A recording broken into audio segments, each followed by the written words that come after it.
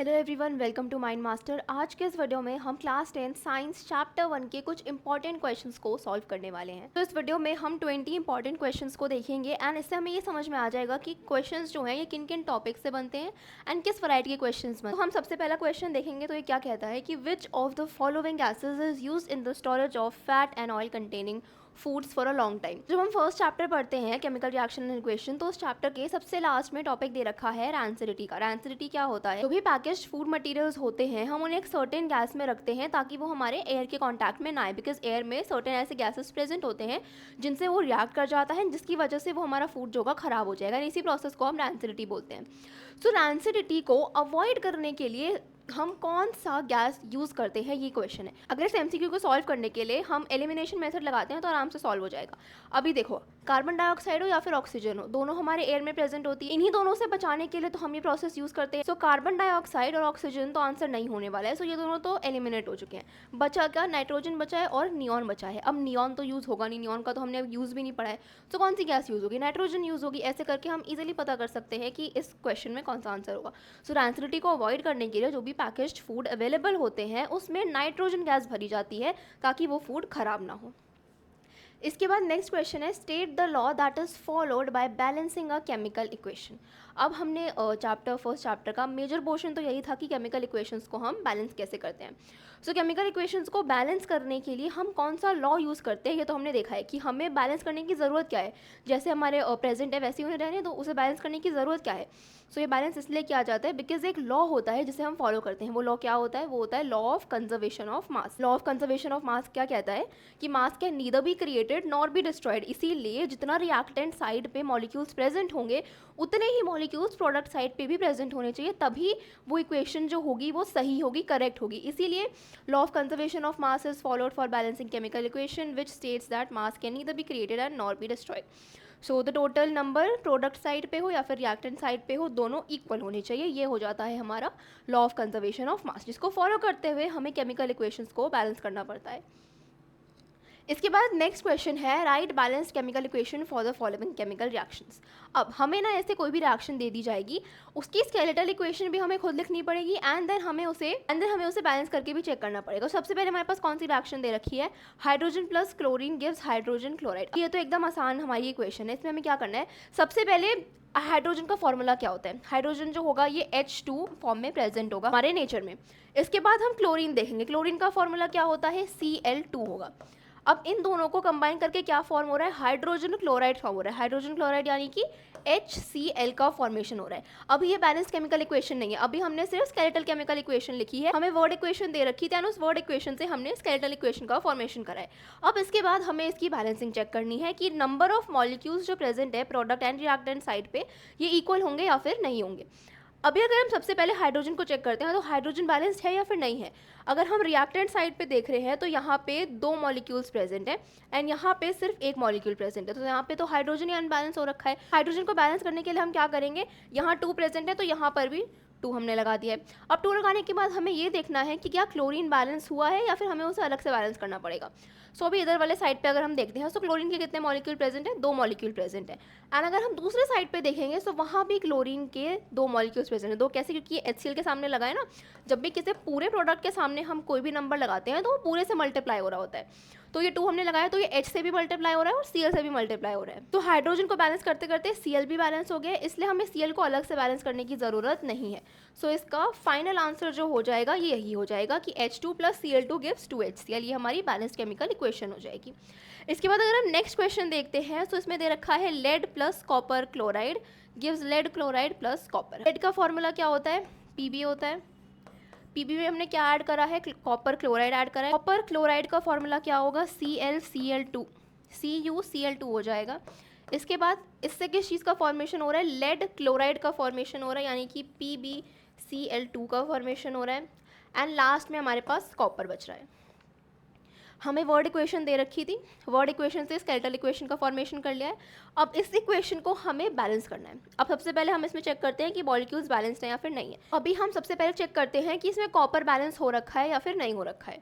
सो अगर हम कॉपर को चेक करते हैं, सो राइट हैंड साइड पे कितने प्रेजेंट है? 1 प्रेजेंट है। लेफ्ट हैंड साइड पे कितना प्रेजेंट है? 1। सो कॉपर तो बैलेंस हो रखा है, कॉपर को हमें कुछ नहीं करना है। इसके बाद अगर हम क्लोरीन को चेक करते हैं तो क्लोरीन राइट हैंड साइड पे 2 प्रेजेंट है एंड लेफ्ट हैंड साइड पे भी 2 प्रेजेंट है, तो इसमें क्लोरीन भी बैलेंस्ड हो रखा है। इसके बाद अगर हम नेक्स्ट पीबी को चेक करते हैं तो पीबी राइट हैंड साइड पे कितना प्रेजेंट है, 1 प्रेजेंट है, लेफ्ट पे कितना प्रेजेंट है, 1 प्रेजेंट है, यानी कि पीबी भी बैलेंस्ड हो रखा है। यानी कि ये इक्वेशन फाइनल इक्वेशन है and this equation is balanced. ऐसा कई बार होता है जब हमारी जो भी वर्ड इक्वेशन दे रखी होती है उससे जब हम स्केलेटल इक्वेशन का फॉर्मेशन करते हैं तो वो बैलेंस्ड होती है। अगेन ये हर बार नहीं होता है, इसीलिए हमें एक बार चेक कर लेना है कि रिएक्टेंट एंड प्रोडक्ट साइड पे same number of molecules present है या फिर नहीं प्रेजेंट है। अब इन दोनों क्वेश्चन को सॉल्व करने के बाद केमिकल इक्वेशंस को बैलेंस करने के लिए जो भी टाइप का क्वेश्चन आएगा वो आराम से बन जाएगा।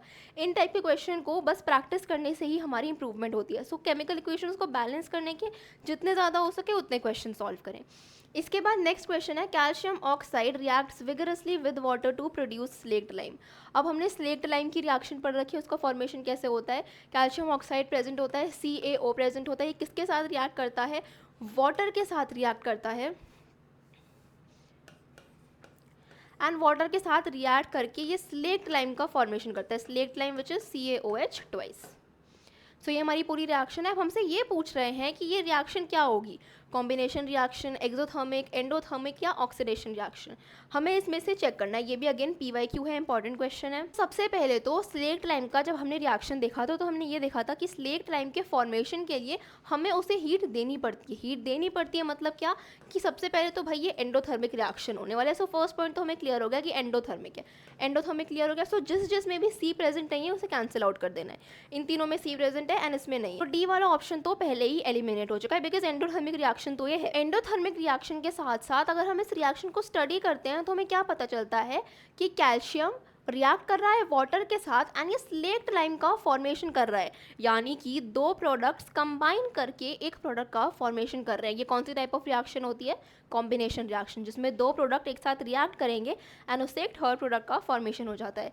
सो सबसे पहले तो ये क्या था, एंडोथर्मिक रिएक्शन था एंड इसके साथ साथ ये कॉम्बिनेशन रिएक्शन भी। तो इसका फाइनल आंसर क्या हो जाएगा, जिसमें A ऑप्शन और C ऑप्शन आ रहा है जो कि है A। सो इसका करेक्ट आंसर हो जाएगा A ऑप्शन, यानी कि स्लेक्ट लाइम के फॉर्मेशन वाला कौन सा हो जाएगा, सबसे पहले तो वो एंडोथर्मिक रिएक्शन होगा एंड देन वो कॉम्बिनेशन रिएक्शन भी होगा। When hydrogen sulfide gas is passed through blue solution of copper sulfate, a black precipitate of copper sulfide is obtained and sulfuric acid so formed remains in the solution. The reaction is an example of। अभी जैसे पिछला reaction पढ़ा है, एक reaction हमें दे दिया and हमसे पूछ रहे हैं कि वो किस टाइप का रिएक्शन होगा, कॉम्बिनेशन होगा, एंडोथर्मिक होगा, एक्सोथर्मिक होगा, डिस्प्लेसमेंट होगा, किस तरीके से होगा। अगर हम इस रिएक्शन की केमिकल इक्वेशन देखते हैं तो वो क्या होगी, CuSO4 plus H2S gives CuS plus H2SO4। ये हमारी पूरी रिएक्शन है। अब अगेन अगर इस रिएक्शन को ध्यान से देखेंगे तो हमें समझ में आ जाएगा कि ये कौन सी रिएक्शन होगी। सबसे पहला ऑप्शन हमें क्या दे रखा है, कॉम्बिनेशन रिएक्शन। अब यहाँ पे 2 प्रोडक्ट मिल करके एक प्रोडक्ट का फॉर्मेशन तो नहीं हो रहा है, तो फर्स्ट ऑप्शन तो एलिमिनेट हो चुका है। इसके बाद क्या दे रखा है, डीकॉम्पोजिशन रिएक्शन। क्या यहाँ पे किसी चीज़ का डीकॉम्पोजिशन हो रहा है, डीकॉम्पोजिशन होते हुए तो नहीं दिख रहा है, तो हमारा सेकेंड और थर्ड ऑप्शन भी जो होगा ये एलिमिनेट हो जाएगा। अब बचता है डिस्प्लेसमेंट या फिर डबल डिस्प्लेसमेंट रिएक्शन।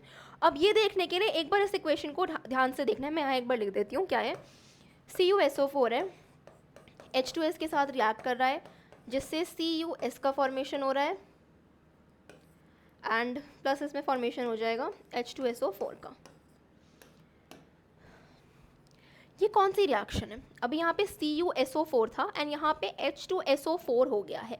देखो डिस्प्लेसमेंट तो यहाँ पे हो रहा है, अब हमें ये चेक करना है कि ये डबल डिस्प्लेसमेंट हो रहा है या फिर सिंगल डिस्प्लेसमेंट रिएक्शन हो रहा है। सो CuSO4 से H2S का फॉर्मेशन हो गया, तो एक डिस्प्लेसमेंट तो हमारी यहाँ हो गई है। उसके बाद H2S से CuS का फॉर्मेशन हो गया, यानी कि एक डिस्प्लेसमेंट यहाँ भी हो रही है। इसका मतलब कि ये वाली रिएक्शन जो होगी ये डबल डिस्प्लेसमेंट रिएक्शन का एग्जाम्पल है। अगर हम आंसर पढ़ते हैं तो वो भी यही लिखा है कि it is double displacement reaction as in this reaction CuSO4 and H2S react by exchanging Cu2 plus NH plus ions to form 2 new compounds which is CuS and H2SO4। सो इस तरीके से हमें केमिकल इक्वेशंस का formation आना ज़रूरी है, because हमें ऐसे वर्ड इक्वेशन लिख करके दे दी जाएगी, उस वर्ड इक्वेशन से हमें स्केलेटल इक्वेशन को फॉर्म करना है एंड फिर उस स्केलेटल इक्वेशन से ही हमें पता चलेगा कि क्या फॉर्म हो रहा है। इसके बाद अगर हम नेक्स्ट क्वेश्चन देखते हैं, in which of the following the identity of initial substance remains unchanged. ये भी इंपॉर्टेंट हमारा PYQ है। सबसे पहला क्या दे रखा है, curdling of milk, formation of crystals by the process of crystallization, fermentation of eggs या फिर डाइजेशन ऑफ। अभी हमने ना 9th क्लास में पढ़ा है कि फिजिकल एंड केमिकल चेंजेस क्या होते हैं। एक बार फिर से रिपीट कर देती हूँ, फिजिकल चेंजेस क्या होते हैं जिसमें फिजिकली कोई चेंज हो रहा होता है। फिजिकली मतलब उसमें कोई भी केमिकल कॉम्पोजिशन चेंज नहीं हो रहा है। जैसे फॉर एग्जाम्पल वाटर का हम लेते हैं, वाटर आइस के फॉर्म में प्रेजेंट है, हमने उस आइस को मेल्ट कर दिया है तो उसका स्टेट चेंज हो गया है। पहले वो सॉलिड स्टेट में था, उसके बाद वो लिक्विड स्टेट में आ गया है। लेकिन इसका ये मतलब नहीं है कि उसके स्टेट चेंज होने की वजह से वो वाटर नहीं रहा। वो आइस था तब भी वाटर ही था, वो लिक्विड स्टेट में हो गया तब भी वो वाटर ही है। सो ये एक फिजिकल चेंज है जिसमें there is a change of state. लेकिन वही अगर हम केमिकल चेंज की बात करते हैं तो केमिकल चेंज के बहुत सारे एग्जांपल्स हो जाएंगे। जैसे फॉर एग्जांपल एक होता है burning of candle. Burning of candle में एक केमिकल रिएक्शन हो रही होती है जिसकी वजह से हमारा वैक्स जो होता है वो मेल्ट हो रहा होता है। So there are different example chemical changes के। अगर हम इसे देखते हैं तो देखो कर्डलिंग ऑफ मिल्क जो होता है ये हमारा केमिकल चेंज ही होता है। कर्डलिंग ऑफ मिल्क जो होता है ये तो हमारा केमिकल रिएक्शन है, क्योंकि कर्डलिंग ऑफ मिल्क के लिए एक बैक्टीरिया प्रेजेंट होता है। कर्डलिंग ऑफ मिल्क कब होता है? जब मिल्क के अंदर एक बैक्टीरिया आ जाता है। कौन सा? लैक्टोबैसिलस एक बैक्टीरिया होता है जिसकी वजह से कर्ड का फॉर्मेशन होता है। तो ये तो केमिकल चेंज हो जाएगा। इसके बाद अगर हम देखते हैं formation of crystal by the process of crystallisation. Crystallisation का प्रोसेस हमने अगेन पढ़ रखा है। क्रिस्टलाइजेशन का प्रोसेस क्या होता है? क्रिस्टलाइजेशन का प्रोसेस क्या होता है कि कोई भी लिक्विड स्टेट जो होता है वो क्रिस्टल स्टेट में चेंज हो जाता है। क्रिस्टलाइजेशन का प्रोसेस जैसे सॉल्ट फॉर्मेशन वगैरह के लिए यूज़ होता है। इसमें सिर्फ स्टेट चेंज हो रहा है, इसमें कोई केमिकल कॉम्पोजिशन चेंज नहीं हो रही होती है चीज़ों की। तो ये तो हमारा फिजिकल चेंज ही होगा। इसके बाद नेक्स्ट क्या दे रखा है? Fermentation of grapes. Again fermentation क्या होती है? जब उसमें कोई बैक्टीरिया, सर्टेन बैक्टीरिया जो होता है उस पर अटैक कर देता है तभी जा करके फर्मेंटेशन होती है। डाइजेशन का प्रोसेस भी हम जानते हैं कि हमारे स्टमक में एसिड्स प्रेजेंट होते हैं। एसिड्स क्या केमिकल ही हैं which are present in our stomach, तो इसी की वजह से हमारा डाइजेशन का प्रोसेस भी होता है। सो ये सारे प्रोसेस जो होंगे ये केमिकल होगा, लेकिन सिर्फ एक है which is formation of crystals by the process of crystallisation. तो इसका आंसर यही होगा कि क्रिस्टलाइजेशन के प्रोसेस में इनिशियल सब्सटेंस जो होता है उसकी आइडेंटिटी जो होती है वो चेंज नहीं होती है। सो इसका आंसर हो जाएगा बी ऑप्शन। इसके बाद नेक्स्ट दे रखा है why do we store silver chloride in dark coloured bottles. अब ये ना one of the most important question है इस चैप्टर का, बिकॉज इसकी पूरी रिएक्शन दे रखी है हमें। सिल्वर क्लोराइड की रिएक्शन दे रखी है सनलाइट के साथ। अगर हम देखेंगे एनसीईआरटी के इस चैप्टर के फर्स्ट पेज पे ही सिल्वर क्लोराइड वाली रिएक्शन दे रखी है। सो ये रिएक्शन इंपॉर्टेंट है। सो हमसे ये पूछ रहे हैं कि सिल्वर क्लोराइड को डार्क कलर्ड बॉटल्स में ही क्यों स्टोर करते हैं। अब अगर हमें सिल्वर क्लोराइड वाली रिएक्शन याद होगी तो ये क्या थी? 2Ag + Cl2 प्रेजेंट होता है जो कि डीकम्पोज हो जाता है 2Ag + Cl2 में। डीकम्पोज हो जाता है मतलब क्या कि ये डीकॉम्पोजिशन रिएक्शन है। सो इसी ये डीकॉम्पोजिशन ना हो। अब ये डीकॉम्पोजिशन किसकी प्रेजेंस में होता है? ये सनलाइट की प्रेजेंस में होता है। सो इसको डीकम्पोज होने के लिए सनलाइट की ज़रूरत होती है। इसीलिए ये रिएक्शन ना हो, ये डीकम्पोज ना कर जाए, इसीलिए हम इसे डार्क कलर्ड बॉटल में रखते हैं। क्यों रखते हैं? ताकि ये सनलाइट के कांटेक्ट में ना आए, बिकॉज सनलाइट के कांटेक्ट में आते ही ये डीकम्पोज हो जाएगा। किसमें? सिल्वर एंड क्लोरीन में ये डीकम्पोज हो जाएगा। इसीलिए हम इसे डार्क कलर्ड बॉटल में स्टोर करते हैं। आंसर भी ये लिखा है कि silver chloride is present. Silver chloride in presence of sunlight decomposes to give silver and chloride. Hence, to prevent this reaction, silver chloride is kept in dark bottles. So इसकी reaction भी याद रखें। क्या रिएक्शन होती है? 2Ag + Cl2 gives 2AgCl2। किसके presence में होता है? सनलाइट के प्रेजेंस में होता है। इसी डीकॉम्पोजिशन रिएक्शन को प्रिवेंट करने के लिए हम सिल्वर क्लोराइड को डार्क कलर्ड बॉटल्स में ही स्टोर करते हैं। इसके बाद नेक्स्ट क्वेश्चन है केमिकल इक्वेशंस को बैलेंस करना। अभी पिछला एक क्वेश्चन करके देख लिया कि बैलेंस कैसे करते हैं, तो ये आराम से हो जाना चाहिए। सबसे पहला क्या इक्वेशन दे रखा है? C2H6O + O2 gives CO2 + H2O। पहले हमें इक्वेशन दे रखी है फर्स्ट वाली। इस इक्वेशन को बैलेंस करके चेक करते हैं। सबसे पहले हमें क्या चेक करना है? कार्बन मॉलिक्यूल को चेक करते हैं कि ये बैलेंस हो रखा है या फिर नहीं। इधर कार्बन के 2 प्रेजेंट है, इधर कितना प्रेजेंट है? सिर्फ 1 प्रेजेंट है। तो कार्बन तो बैलेंस नहीं है। कार्बन को बैलेंस करने के लिए हम क्या करेंगे? उधर 2 प्रेजेंट है तो इधर भी हम 2 लगा देते हैं। ऐसे करके इधर भी 2 कार्बन हो गए, इधर भी 2 कार्बन हो गए, तो कार्बन तो बैलेंस्ड हो गया है। अब नेक्स्ट हम चेक करते हैं कि हाइड्रोजन बैलेंस है या फिर नहीं है। हाइड्रोजन इधर कितने प्रेजेंट है? 6 प्रेजेंट है। इधर कितना प्रेजेंट है? 2 प्रेजेंट है। तो हाइड्रोजन तो बैलेंस नहीं हो रखा है। हाइड्रोजन को बैलेंस करने के लिए हमें यहाँ पर भी 6 मॉलिक्यूल ऑफ हाइड्रोजन प्रेजेंट होने चाहिए। 6 करने के लिए हम क्या करेंगे? यहाँ पे 3 लगा देंगे। 3 2 6 हो गया। हाइड्रोजन भी बैलेंस हो गया है। अब हमें लास्ट में चेक करना है ऑक्सीजन को। ऑक्सीजन कितना होगा? यहाँ पे कितने मॉलिक्यूल फाइनली प्रेजेंट होंगे? 3 प्रेजेंट होंगे। यहाँ पर कितने प्रेजेंट होंगे। अब हमें इस 2 को भी इससे मल्टीप्लाई करके चेक करना है कि कितने प्रेजेंट होंगे, बिकॉज ये 2 जो होगा ये पूरे CO2 से मल्टीप्लाई हो रहा है, इसलिए ऑक्सीजन सिर्फ 2 मॉलिक्यूल्स हम यहाँ नहीं काउंट करेंगे, ऑक्सीजन काउंट होगा यहाँ पर इस वाले में 4 मॉलिक्यूल्स ऑफ ऑक्सीजन प्रेजेंट होंगे, बिकॉज 2 2 4 वहाँ पे 4 प्रेजेंट हो गए, एंड यहाँ पे कितने प्रेजेंट होंगे 3 प्रेजेंट होंगे। ऑक्सीजन यहाँ पे 7 प्रेजेंट है, यहाँ पे कितना ऑक्सीजन प्रेजेंट है, यहाँ पे 3 प्रेजेंट है। सो उसको बैलेंस करने के लिए हम क्या करेंगे, यहाँ पे 3 से मल्टीप्लाई कर देंगे, तो यहाँ कितने प्रेजेंट हो जाएंगे 3 2 6, यहाँ पे 6 हो गए, +1 यहाँ पे कितने हो जाएंगे 7। तो फाइनल हमारे पास दोनों तरफ 7 मॉलिक्यूल्स ऑफ ऑक्सीजन आ जाएंगे। अब ये पूरी तरीके से इक्वेशन बैलेंस हो। लेकिन ये डिटरमाइन करने से पहले एक बार लास्ट बार इक्वेशन को चेक कर लेना है। कार्बन कितने प्रेजेंट है, 2 प्रेजेंट है, 2 प्रेजेंट है, बैलेंस हो रखा है। हाइड्रोजन कितने प्रेजेंट है, 7 प्रेजेंट है, इधर इधर भी 7 प्रेजेंट है। ऑक्सीजन कितने प्रेजेंट हैं, सॉरी इधर मैंने गलत बोल दिया, हाइड्रोजन कितने प्रेजेंट है 6 प्रेजेंट है, इधर भी 6 मॉलिक्यूल ऑफ हाइड्रोजन है। ऑक्सीजन कितना प्रेजेंट है 7 है, 7 है। तो फर्स्ट इक्वेशन हमारी बैलेंस हो गई है आराम से। अब इसी तरीके से सारी इक्वेशन बैलेंस होती हैं। हिट एंड ट्रायल मेथड है, इसे हम लगाएंगे और हमें पता चल जाएगा कि इक्वेशंस बैलेंस कैसे होती हैं। अब सेकंड इक्वेशन को बैलेंस करना बहुत ईजी है, ऊपर वाली इक्वेशन की तरह ही है, ये आपसे आराम से हो जाएगी। अगर होती है देन कमेंट सेक्शन में इसका आंसर दें। नेक्स्ट इक्वेशन क्या है, नेक्स्ट इक्वेशन मैं एक बार सॉल्व करके दिखा देती हूँ, बिकॉज इसमें ये ब्रैकेट वाला दे रखा है एक। सबसे पहले Ca को चेक करते हैं, कैल्शियम कितना प्रेजेंट है, इधर 3 प्रेजेंट है, इधर 1 प्रेजेंट है, तो उसे बैलेंस करने के लिए हम यहाँ पर भी 3 ऐड कर देंगे, तो कैल्शियम तो बैलेंस हो गया है। इसके बाद नेक्स्ट हमें चेक करना है Cl बैलेंस हो रखा है या फिर नहीं। Cl यहाँ पे कितना प्रेजेंट है, 2 प्रेजेंट है, यहाँ कितना है 1, तो इसे बैलेंस करने के लिए क्या करेंगे 2 लगा देंगे, Cl भी बैलेंस हो गया। अब हम देखेंगे लास्ट में, अब हमें देखना है कि Na बैलेंस हो रखा है या फिर नहीं। Na इधर कितना प्रेजेंट है 3 प्रेजेंट है, उधर कितना है 2 है। तो इसे बैलेंस करने के लिए हम क्या करेंगे, हमें किसी ऐसे नंबर से मल्टीप्लाई करना है कि ये दोनों जगह पे बैलेंस हो। तो अगर हम इधर 2 से मल्टीप्लाई करते हैं तो 2 3 से इधर 6 हो जाएगा, एंड इधर अगर हम 6 लगा देंगे तो इधर भी 6 NaCl हो जाएगा। इस तरीके से Na बैलेंस हो जाएगा। उसके बाद अगर हम PO4 को चेक करते हैं, PO4 यहाँ कितना प्रेजेंट है 4 2 8, फाइनल यहाँ पे 8 प्रेजेंट है, अगर यहाँ भी चेक करेंगे तो 4 2 8 प्रेजेंट है। इस तरीके से PO4 भी बैलेंस हो गया है। अब एक बार लास्ट में पूरी इक्वेशन चेक कर लेनी है कि बैलेंस हो रखी है या फिर नहीं। और Ca कितने प्रेजेंट है 3 इधर है, इधर भी 3 है, Cl इधर कितने हैं 2 है, इधर भी 2, Cl इधर कितने प्रेजेंट होंगे, सॉरी 3 2 6 प्रेजेंट होंगे, एंड इधर भी 6 प्रेजेंट हो जाएंगे। Na कितना प्रेजेंट है 3 2 6 इधर हो गया, एंड 6 इधर भी हो गया। PO4 कितने प्रेजेंट है 8 8, दोनों साइड प्रेजेंट है।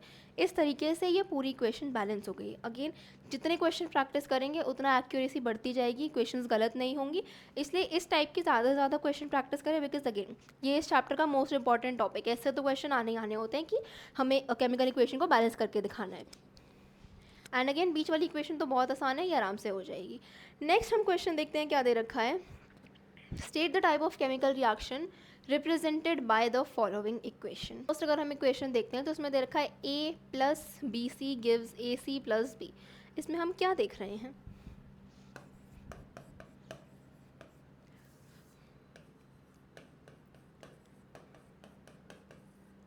अब इस रिएक्शन में क्या हो रहा है कि B और C प्रेजेंट था, एंड हमारे प्रोडक्ट साइड पे A और C प्रेजेंट है, यानी कि A ने B को डिस्प्लेस कर दिया है। सो ये कौन सी टाइप ऑफ रिएक्शन होगी, डिस्प्लेसमेंट रिएक्शन होगी, आराम से समझ में आ जाएगा। उसके बाद अगर हम सेकेंड इक्वेशन देखते हैं, सेकेंड क्या दे रखी है A + B गिव्स AB, कर लो C यहाँ पे दे रखा है, A + B से मिल करके क्या बन रहा है AB बन रहा है। अब क्या हो रहा है, 2 प्रोडक्ट कंबाइन कर रहे हैं एक थर्ड प्रोडक्ट के फॉर्मेशन के लिए, तो ये कौन सा टाइप ऑफ रिएक्शन हो जाएगा, ये कॉम्बिनेशन रिएक्शन हो जाएगा। इसके बाद नेक्स्ट क्या दे रखा है, PQ + RS gives PS + RQ। अब ये क्वेश्चन समझना बहुत ज़्यादा आसान हो जाएगा। PQ दे रखा है, इधर RQ हो गया है, यहाँ पे RS दे रखा है, यहाँ पे PS हो गया है। डिस्प्लेसमेंट तो हो रहा है यहाँ पे, लेकिन यहाँ पे 2 प्रोडक्ट का साइमल्टेनियसली डिस्प्लेसमेंट हो रहा है, इसलिए कौन सी टाइप ऑफ रिएक्शन हो जाएगी, डबल डिस्प्लेसमेंट रिएक्शन हो जाएगी। सो ये रिएक्शन भी हो गई। इसके बाद लास्ट क्या दे रखा है, लास्ट दे रखा है A2O3 + 2B gives B2O3 + 2A। अब अगर हम इस रिएक्शन को स्टडी करते हैं तो इसमें क्या हो रहा है, यहाँ पर A2O3 प्रेजेंट था, यहाँ पर B2O3 प्रेजेंट है, यहाँ पे 2B प्रेजेंट था, यहाँ पे 2A प्रेजेंट है। लास्ट इक्वेशन को अगर हम देखते हैं तो उसमें क्या हो रहा है, डिस्प्लेसमेंट हो रहा है, A2O3 से B2O3 का फॉर्मेशन हो जा रहा है, इसीलिए ये कौन सी टाइप ऑफ रिएक्शन होगी, ये डिस्प्लेसमेंट रिएक्शन होगी। सो इस तरीके से ये सारे क्वेश्चंस कंप्लीट हो गए हैं। फर्स्ट वाली डिस्प्लेसमेंट हो जाएगी, सेकेंड वाली कॉम्बिनेशन हो जाएगी, फिर हमारी डबल डिस्प्लेसमेंट हो जाएगी, एंड देन लास्ट वाली डिस्प्लेसमेंट रिएक्शन हो जाएगी। इसके बाद नेक्स्ट क्या है, नेक्स्ट ये एक्चुअली में केस स्टडी क्वेश्चन है। सो केस स्टडी के लिए सबसे पहले पैराग्राफ में क्या दे रखा है, इसको रीड कर लेना है, क्या है एक बार रीड करें।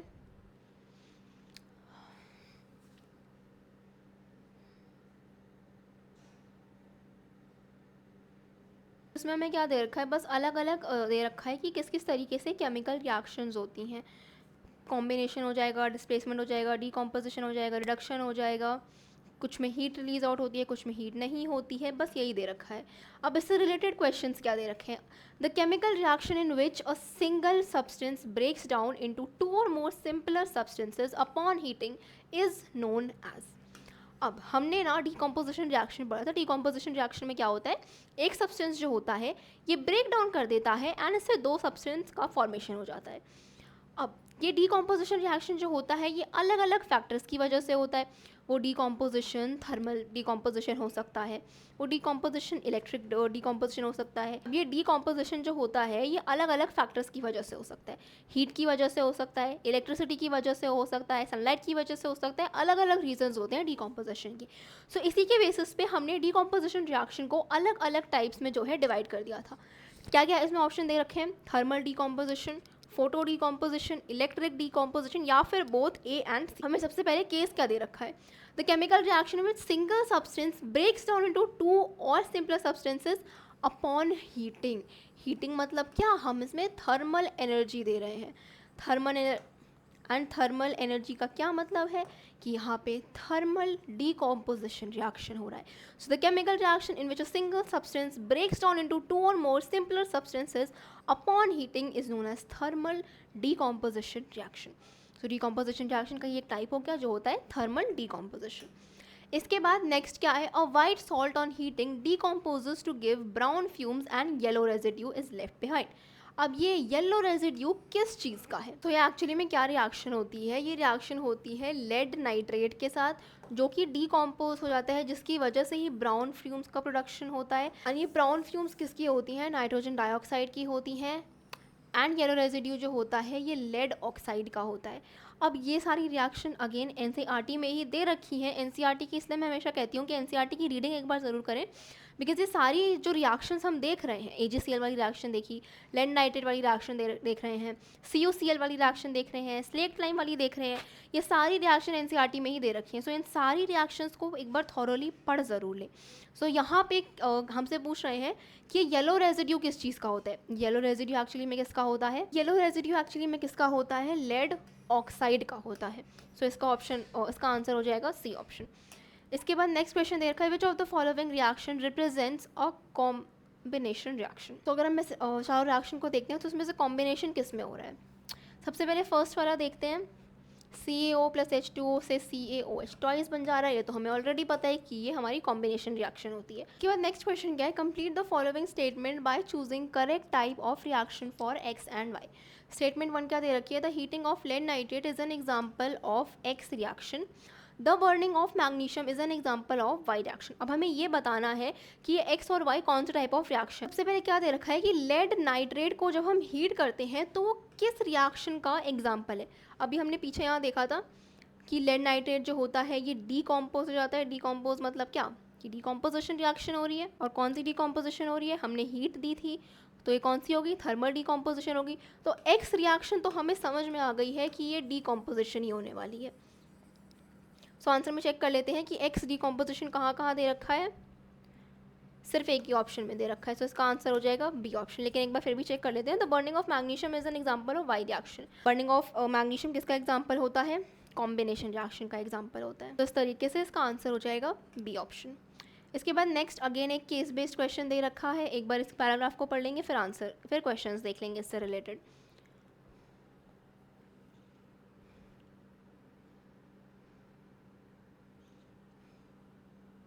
हमें इसमें क्या दे रखा है कि कॉपर के ऊपर जो है कॉपर ऑक्साइड की लेयर का फॉर्मेशन हो जाता है।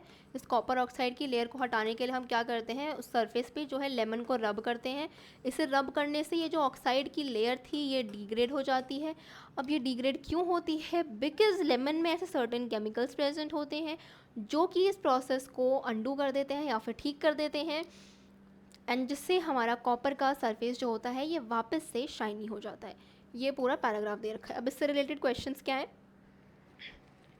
लेमन में कौन सी एसिड प्रेजेंट होती है। ये हमने चैप्टर के स्टार्टिंग में ही देख लिया था कि अलग अलग हमारे पास चीज़ें दे रखी थी, बी स्टिंग थी, ऑरेंजेस थे, अलग अलग चीज़ें थे। हमने देखा था कि उसमें कौन सी एसिड प्रेजेंट होती है।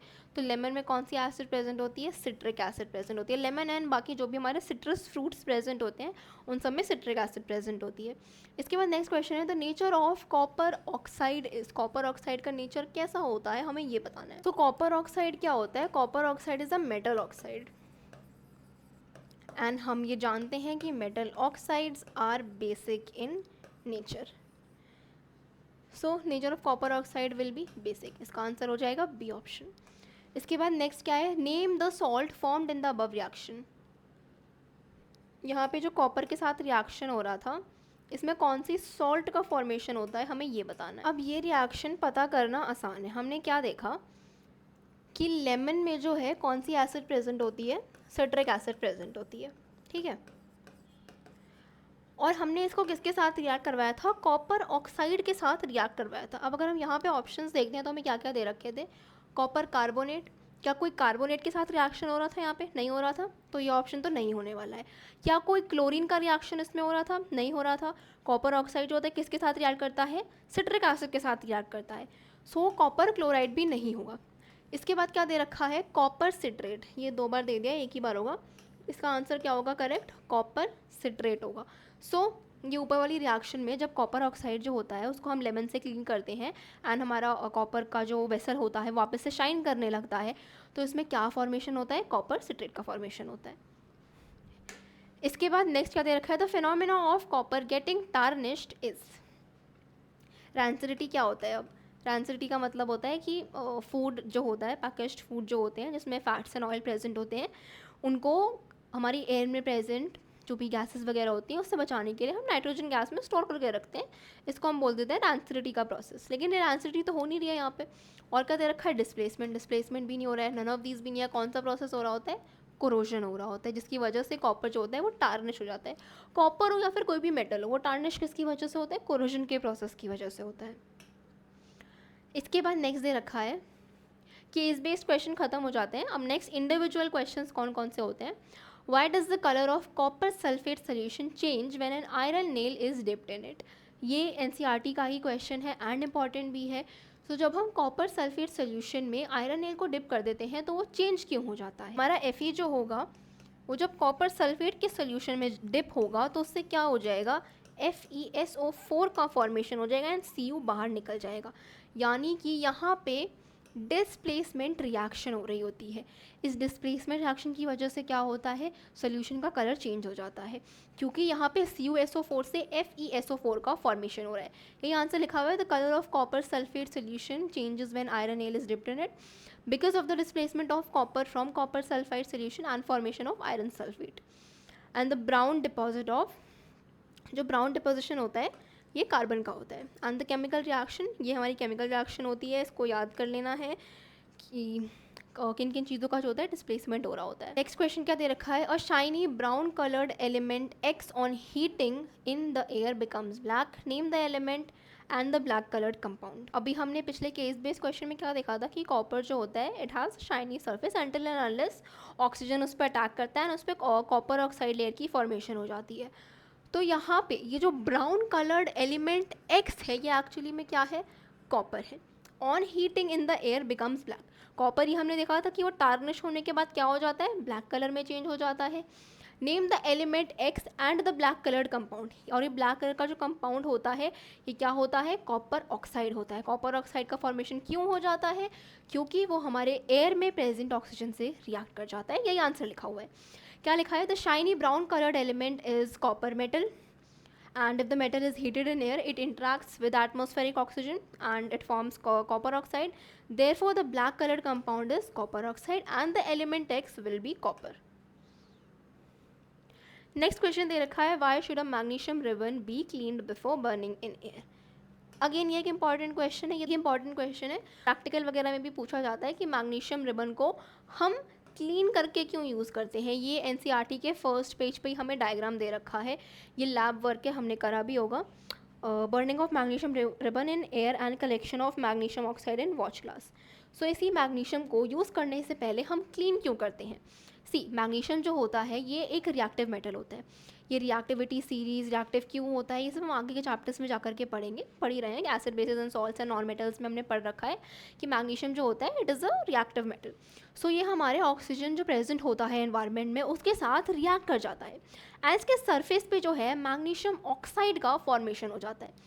सो इसी मैग्नीशियम ऑक्साइड की लेयर को रिमूव करने के लिए हम मैग्नीशियम को क्लीन करने के बाद ही किसी भी यूज़ में लाते हैं. Magnesium is a reactive metal, it combines of oxygen and forms a layer of magnesium oxide, hence it should be cleaned with sandpaper before burning to remove the oxide layer. So इसी oxide layer को remove करने के लिए हम magnesium ribbon को पहले clean करते हैं और उसके बाद ही उसे यूज़ करते हैं. अगेन ये एक इंपॉर्टेंट क्वेश्चन है एंड ये एनसीईआरटी में दे भी रखा है. नेक्स्ट हमें क्वेश्चन दे रखा है, why is respiration considered an exothermic reaction. Respiration जो होती है ये एक्सोथर्मिक रिएक्शन क्यों है. ये क्वेश्चन एनसीईआरटी की बैक एक्सरसाइज में दे रखा है, तो ये क्वेश्चन भी जो है इंपॉर्टेंट है. इसमें क्या क्या पॉइंट्स दे रखे हैं. Respiration is kind of burning fuel. During respiration carbohydrate present in the food are broken down to form glucose. Glucose combines with oxygen in the cell of our body and provides energy. Therefore respiration is an exothermic process. Respiration जो होती है इसे exothermic process क्यों कहते हैं. Exothermic मतलब कि इसमें हीट जो होती है वो रिलीज आउट होती है. अब रेस्पिरेशन क्या है. Respiration is the kind of fuel for our body, because respiration से ही हमारी बॉडी को ऑक्सीजन मिलता है एंड ऑक्सीजन से ही हमारे जो भी डेली लाइफ के प्रोसेसेस होते हैं, जो भी हमारे लाइफ प्रोसेसेस होते हैं, ये उसी तरीके से वर्क करते हैं. ये हमने लाइफ प्रोसेस वाले चैप्टर में पढ़ रखा है कि इसी तरीके से हमारे लाइफ के प्रोसेस जो होते हैं वर्क करते हैं. किससे. रेस्पिरेशन का प्रोसेस होता है. रेस्पिरेशन से हमारी बॉडी जो होती है ऑक्सीजन को डिराइव करती है एंड इसी से हमारे बॉडी के प्रोसेसेस होते हैं. फर्स्ट पॉइंट तो ये हो गया. रेस्पिरेशन के दौरान क्या हो रहा होता है, कार्बोहाइड्रेट जो प्रेजेंट होता है हमारे फूड में उसका ब्रेक डाउन हो जाता है. किस में हो जाता है, ग्लूकोज में हो जाता है. ग्लूकोज में इसका ब्रेक डाउन हो जाता है एंड यही ग्लूकोज जो होता है ये ऑक्सीजन के साथ कंबाइन करता है एंड फिर हमारी बॉडी को क्या करता है, एनर्जी सप्लाई करता है. तो इसी वजह से हम एक्सोथर्मिक रिएक्शन बोलते हैं, बिकॉज ये हमारी बॉडी को एनर्जी प्रोवाइड करता है एंड हमारी बॉडी की डेली फंक्शनिंग के लिए जो भी चीज़ें ज़रूरी होती हैं वो हमें रेस्पिरेशन के प्रोसेस से ही स्टार्ट होती हैं and it is kind of burning fuel for our body, because उसी से and it is kind of burning fuel for our body. तो अगर हमसे पूछ लेते हैं कि why is respiration considered as an exothermic reaction, तो ये 4-5 पॉइंट लिख करके आ जाने हैं, आराम से आंसर कंप्लीट हो जाएगा. इसके बाद नेक्स्ट क्वेश्चन क्या दे रखा है, why are decomposition reaction called the opposite of combination reaction. Combination reaction क्या होता है, जब दो प्रोडक्ट कंबाइन करते हैं एंड एक प्रोडक्ट का फॉर्मेशन हो जाता है, ये हो जाएगा हमारा कॉम्बिनेशन रिएक्शन. लेकिन वहीं अगर हम डीकॉम्पोजिशन रिएक्शन की बात करते हैं तो उसमें क्या होता है, एक प्रोडक्ट प्रेजेंट होता है वो ब्रेक डाउन कर देता है एंड उससे दो प्रोडक्ट का फॉर्मेशन हो जाता है, ये डीकॉम्पोजिशन हो गया. अगर हम एक तरीके से देखें तो ये एक दूसरे के ऑपोजिट ही है. कॉम्बिनेशन में क्या हो रहा है, दो मिल करके एक का फॉर्मेशन कर रहे हैं. डीकॉम्पोजिशन में क्या हो रहा है, एक ब्रेक डाउन करके दो प्रोडक्ट का फॉर्मेशन कर दे रहा है. सो एक तरीके से एक दूसरे के ऑपोजिट ही है. तो इस आंसर को करने के लिए हमें क्या करना है, कॉम्बिनेशन रिएक्शन लिखना है, उसकी डेफिनेशन लिख देना है कि उसका मतलब क्या होता है, उसके बाद एक एग्जाम्पल लिख देना है. जैसे फॉर एग्जाम्पल स्लेक्ड लाइम वाला हमने रिएक्शन पढ़ा है. स्लेक्ड लाइम वाला रिएक्शन यहाँ लिख देंगे, it is a type of combination reaction, तो इसका एग्जांपल ये हो जाएगा. इसी तरह डीकॉम्पोजिशन रिएक्शन का हमें लिख देना है और डेफिनेशन, इसके बाद इसका भी एक एग्जांपल लिख देना है. फॉर एग्जांपल डीकॉम्पोजिशन में हमने लिख दिया है, ये हो जाएगा डीकॉम्पोजिशन रिएक्शन का एग्जाम्पल. इस तरीके से अगर हमसे पूछते हैं ये वाला क्वेश्चन, अगेन ये वाला क्वेश्चन जो है एनसीईआरटी में गिवन है बैक एक्सरसाइज में. सो ये इंपॉर्टेंट क्वेश्चन है. अगर ऐसा पूछ लेंगे, पहले कॉम्बिनेशन लिखना है, उसकी डेफिनेशन लिखनी है, एक एग्जांपल लिख देना है, फिर डीकॉम्पोजिशन लिखना है, उसका एक एग्जांपल लिख देना है एंड फिर ये आंसर कंप्लीट हो जाएगा. नेक्स्ट क्वेश्चन क्या दे रखा है, write one equation each for the decomposition reaction where energy is supplied in the form of heat, light और इलेक्ट्रिसिटी. अभी हमने देखा कि थर्मल डिकम्पोजिशन जो होता है ये अलग अलग तरीके से होता है, डिपेंड्स कि हम डिकम्पोज करने के लिए उसमें कौन सा मीडियम प्रोवाइड कर रहे हैं। हीट प्रोवाइड कर रहे होते हैं तो क्या हो जाएगा, थर्मल डिकम्पोजिशन हो जाएगा। एक रिएक्शन इसका लिख देना है, क्या रिएक्शन दे रखा है, CaCO3 दे रखा है प्लस CaO गिव्स CO। के बाद डिकम्पोजिशन रिएक्शन अगर हम लाइट के प्रेजेंस में करते हैं तो ये फोटो डिकम्पोजिशन हो जाएगा। इसमें क्या दे रखा है, 2H2O2 gives 2H2O plus O2, ये हो जाएगा हमारा फोटो डिकम्पोजिशन। इसके बाद डिकम्पोजिशन अगर हम इलेक्ट्रिसिटी की प्रेजेंस में कर रहे होते हैं तो वो इलेक्ट्रोलाइटिक डिकम्पोजिशन हो जाएगा। एंड एक एग्जांपल इसका दे रखा है। इस तरीके से ये वाला आंसर भी कंप्लीट हो जाएगा। ये वाला भी NCERT का ही क्वेश्चन है। इसके बाद नेक्स्ट दे रखा है, explain the following terms with one example each. Corrosion क्या होता है, it is a natural process which converts refined metal more stable form such as its oxide और हाइड्रोक्साइड। ये पूरी डेफिनेशन है, लेकिन कोरोजन का प्रोसेस अगर हमें जानना है तो वो क्या होता है कि मेटल्स जो होते हैं वो टार्निश हो जाते हैं when they come in contact of oxygen. So इसी को हम बोल देंगे कोरोजन का प्रोसेस। इसकी ये पूरी डेफिनेशन होती है। Spoilage of food in such a way that it becomes undesirable and unsafe for consumption. Rancidity क्या हो जाएगी कि फूड जो होता है वो ख़राब हो जाता है जब वो हमारे एयर के कॉन्टैक्ट में आता है। इसी प्रोसेस को हम बोल देंगे रैंसिडिटी। नेक्स्ट क्वेश्चन दे रखा है, oil and fat containing food items are flushed with nitrogen why. Again rancidity का प्रोसेस हमने पढ़ा है। हम जो पैकेट्स होते हैं उसे नाइट्रोजन गैस से फिल कर देते हैं ताकि वो पैकेज्ड फूड जो है वो एयर मॉलिक्यूल्स के कॉन्टैक्ट में ना आए। क्यों ना आए, ताकि हम रैंसिडिटी को अवॉइड कर पाएँ। So the main objective of flushing is because the food particles जो होते हैं उसमें फैट एंड ऑयल प्रोडक्ट होता है। रैंसिडिटी को अवॉइड करने के लिए हम नाइट्रोजन गैस से फिल कर देते हैं पैकेट्स को। ये पूरा प्रोसेस हम इसलिए करते हैं ताकि रैंसिडिटी को अवॉइड कर पाएँ। इसके बाद नेक्स्ट क्वेश्चन क्या दे रखा है, what happens when dilute hydrochloric acid is added to iron filing. जब भी हम डाइल्यूट हाइड्रोक्लोरिक एसिड को ऐड कर देते हैं आयरन फिलिंग में तो क्या हो जाता है, हाइड्रोजन गैस का फॉर्मेशन हो जाता है एंड आयरन क्लोराइड का फॉर्मेशन हो जाता है। सो इसका सही आंसर हो जाएगा ए पार्ट। इसके बाद क्वेश्चंस कंप्लीट हो जाते हैं। हमने इस वीडियो में 20 क्वेश्चंस सॉल्व कर लिए हैं एंड देख लिया है कि फर्स्ट चैप्टर के कौन कौन से टॉपिक्स इंपॉर्टेंट होते हैं एंड किस किस पार्ट से जो है क्वेश्चंस फॉर्म होते हैं। यही कुछ पोर्शंस हैं जो कि इंपॉर्टेंट है। इसके अलावा सारी केमिकल इक्वेशंस जो दे रखी हैं इन्हें याद कर लें। केमिकल इक्वेशंस को बैलेंस कैसे करते हैं ये मेजर पोर्शन है, तो इसकी भी ज़्यादा से ज़्यादा प्रैक्टिस करें एंड इस चैप्टर से इतने टाइप के क्वेश्चंस बन सकते हैं। आई होप आपको ये लेक्चर अच्छा लगा होगा एंड ये क्वेश्चंस भी यूजफुल लगे होंगे। अगर हाँ, देन मुझे कमेंट सेक्शन में बताएं कि आपको और कौन कौन से चैप्टर्स के क्वेश्चंस चाहिए। एंड विद दिस ये वीडियो खत्म होती है। आई होप आपको ये वीडियो पसंद आई हो। अगर हाँ, देन वीडियो को लाइक करें, चैनल को सब्सक्राइब करें। I see you in the next one. Till then bye and thank